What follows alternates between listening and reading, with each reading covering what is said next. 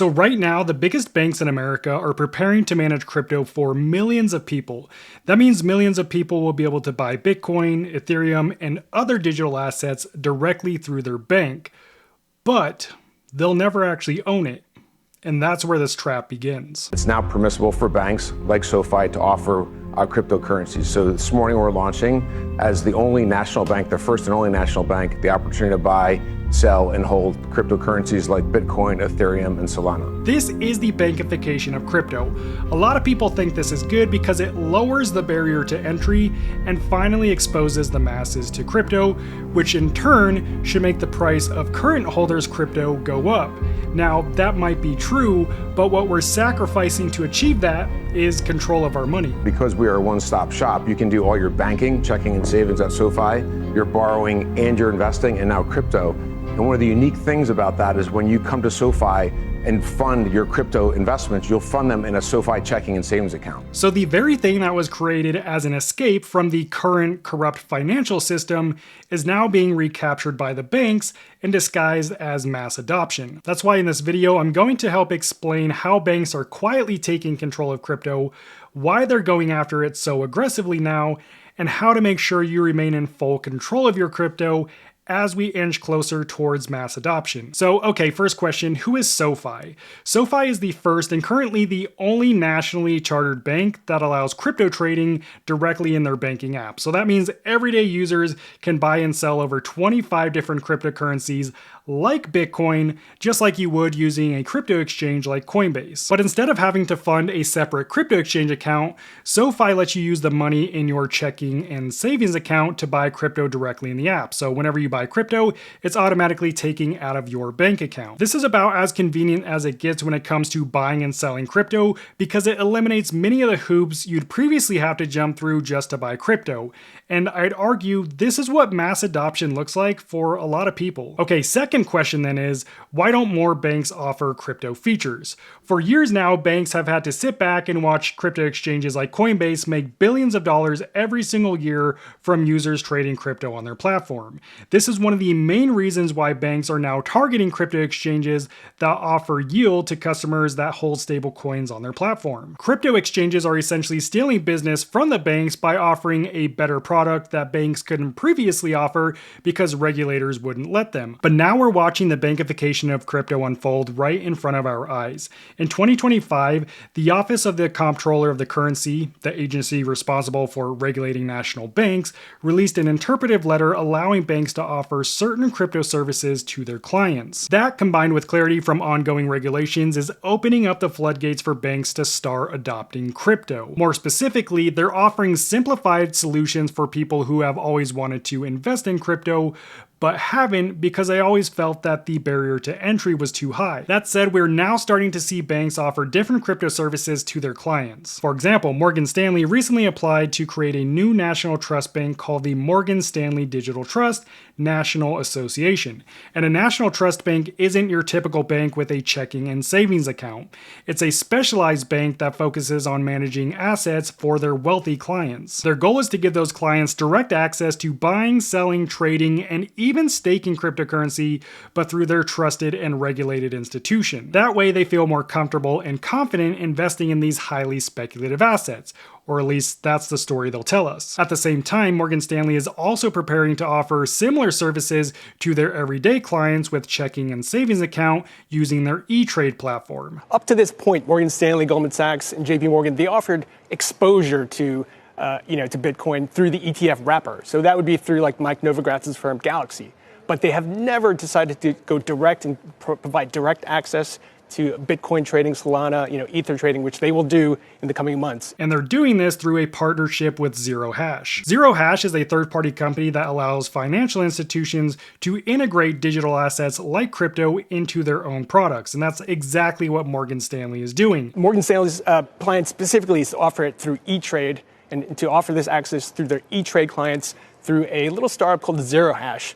And another interesting aspect of that is Zero Hash, it's been around for 7 or 8 years, but now it's actually gotten institutional backing. They are now partly owned by Morgan Stanley, partly owned by SoFi and Apollo. So it seems like they've decided, they're expressing an opinion about this company being an infrastructure play that will allow banks and fintechs to connect to the crypto economy. And if I had to take a wild guess, more banks will follow. In fact, they already are. Over half of US banks are preparing to offer Bitcoin services, and I'd imagine this is just the beginning. Eventually, banks will offer both banking services and crypto trading options all in one platform, just like SoFi is doing. On the surface, this all sounds like bullish news. Regulations are bringing more clarity, banks are making it easier to trade crypto, and people will finally feel confident getting into the crypto market, and as a result, all of our bags will pump to Valhalla. But if you think retail investors like us are the ones who are going to benefit from this the most, think again.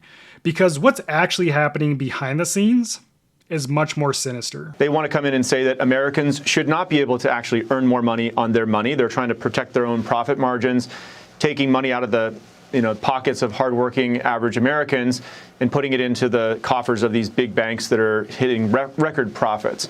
The banks don't just want to make money from crypto, they want full control over it. Because if the banks can capture all the people who are going to flood into the crypto space, and maybe even some of the current crypto users, they have unlocked a brand new source of revenue for decades to come. And this is where the bankification of crypto trap begins. This is the core thing that most people won't understand because they're not crypto natives. But it's so crucial to understand what's actually happening because it ultimately determines if you're going to be in control of your money or not in control, which is the current system we're already stuck in. When you buy Bitcoin or really any other crypto through a bank like SoFi or Morgan Stanley, and I'm not even talking about ETFs, I'm talking about actually buying crypto, they're not opening an account for you on the blockchain. They use what's called an omnibus account. Think of this like a giant box. The bank puts everyone's Bitcoin into this one box. So let's say this is everyone's Bitcoin, and then they put it in there. And then when somebody buys Bitcoin on the bank, they say, okay, our internal system says this person owns half a Bitcoin, this person owns a Bitcoin, this person owns 3 Bitcoin, but no one actually owns any Bitcoin because all the Bitcoin is in the bank's box. So the bank isn't really giving you Bitcoin, they're giving you a digital receipt that says how much Bitcoin they essentially owe you. But on the actual blockchain, there's only one owner, the bank. Not only that, but just like crypto exchanges, this means they ultimately control your money. So similar to how Coinbase can freeze or lock your account if their system flags something as suspicious, a bank can technically do the same thing. And this is really just the tip of the iceberg, but you can at least begin to see where this is headed if you don't learn how to avoid relying on banks to manage your crypto. If you've ever read the Bitcoin white paper, then you know Bitcoin was designed to be a 24/7 peer-to-peer electronic cash system based on decentralized digital currency that removes the need for a middleman like banks. So if that's true, if Bitcoin was truly designed to be used without banks, then why are banks pushing so hard to adopt it? The answer to this question can also be found in the Bitcoin white paper. It talks about digital signatures called private keys. These keys provide control over funds, allowing users to manage their own crypto. In other words, these keys allow us to be our own bank. And that's exactly what the banks don't want you to know. Because the moment non-native crypto people begin to find out that they can manage their own crypto without relying on the banks lose their edge because they can no longer profit off of people relying on their products to manage their crypto. But they aren't going to eliminate the ability to be your own bank because they can't. That's simply how blockchain technology works. Like some people fear the government will actually ban self-custodial wallets like hardware wallets. But what if I told you the government doesn't need to ban self-custodial wallets? Not only would that be extremely difficult because that's just how the technology works, but it would make their desire for control and power that much more obvious. So what would the bank's next best option be to ensure that people rely on their products for managing their crypto? And this is where it gets really interesting. I think the banks will position themselves as the simplest and most secure solution for buying and managing crypto. Because this is what many retail investors say they've been waiting for anyways. And this is what crypto exchanges like Coinbase have successfully been advertising for years to keep people on their exchange. We've asked our members what they want, and 60% of them have said they would like to invest in crypto, but they want to do it from a regulated entity like a bank, and that's what we are. So it's not about changing the rules around self-custody. They don't need to. They just need to change the perspective around crypto.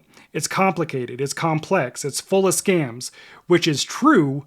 And if you use a bank, you eliminate all those threats immediately. Stablecoins is one example that will fundamentally change payments. SoFi will launch SoFi USD, hopefully in January. That'll be backed dollar for dollar by reserves. Because we are a bank, we'll actually put the dollars in our Fed bank account, so we'll have no liquidity risk, no credit risk, and earn Fed funds. That's a really attractive vehicle for people to use digital currency for, and that will compete with other digital currencies. I mean, that even sounds pretty good to me, and I'm all for self-custody. But to a brand new crypto investor, this sounds like a dream come true. They finally have what feels like a legitimate and secure way to buy and manage crypto.